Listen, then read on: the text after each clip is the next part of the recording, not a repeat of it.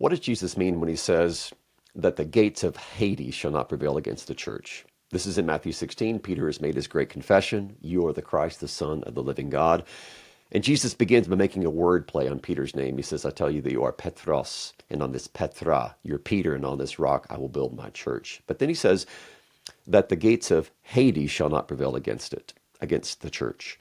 Now, in Greek, the word that's translated sometimes as Hades and sometimes as hell is used throughout the Greek translation of the Old Testament to translate the Hebrew word Sheol, which is the place of death.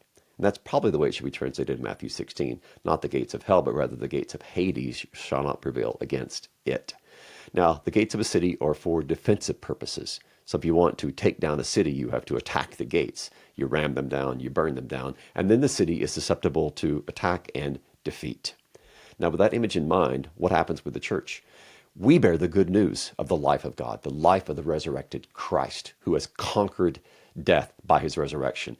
And it's that good news by which we attack the fortress of death itself. And the gates of Hades, the gates of death, cannot prevail against the church because death has been defeated in our resurrected Lord. And it's that message of life, the life of God for each of us, the life of God in the resurrected Christ, by which we, the church, with the message of the gospel, prevail against death itself.